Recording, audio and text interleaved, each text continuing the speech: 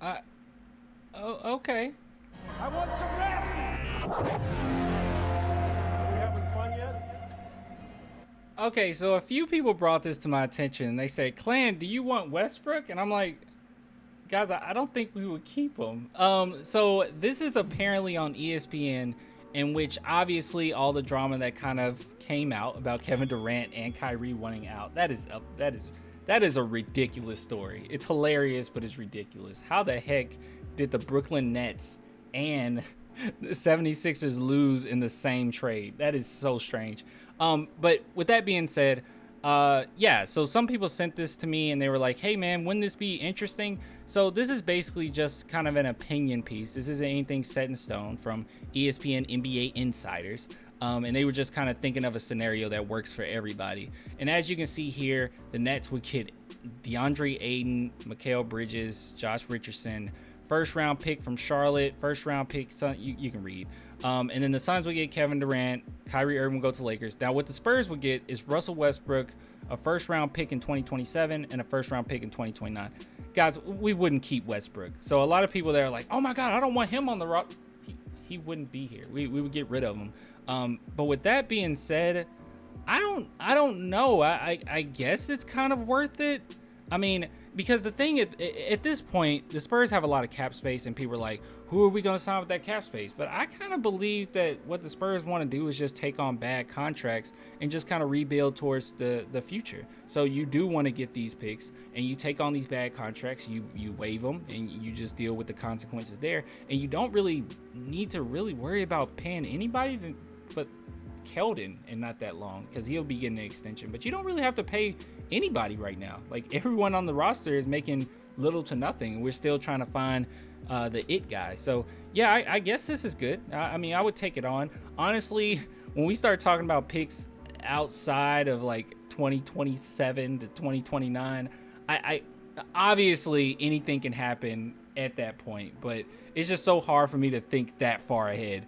But obviously, if you're a GM, if you're the front office, you do consider this.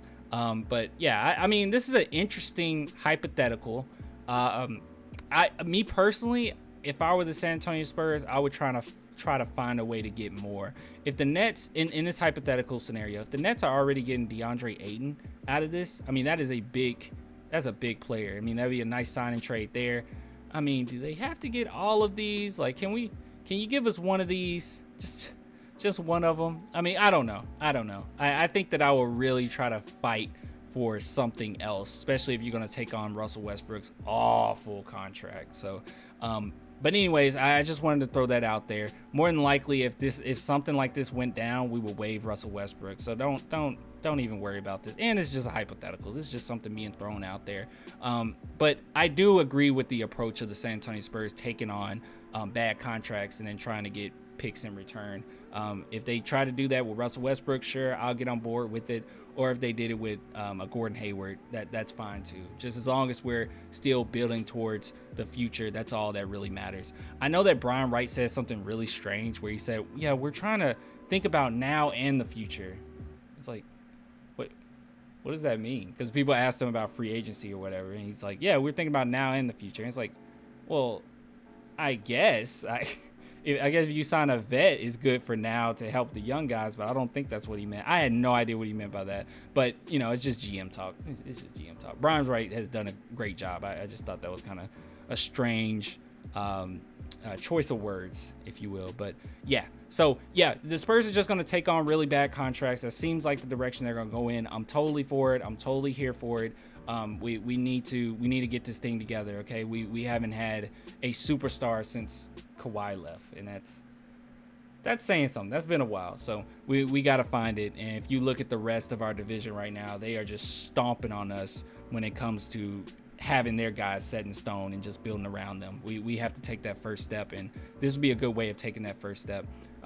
Now, but with that being said, the Spurs don't typically work with the Lakers that often, so I don't even know if they would want this, but we'll see, man. This is interesting nonetheless. We're definitely one of those teams that I'm pretty sure a lot of teams are hitting up and seeing what we could do for them. But I'll give it to you guys later, man. You want to support the channel, only $2 a month, Patreon, YouTube links below.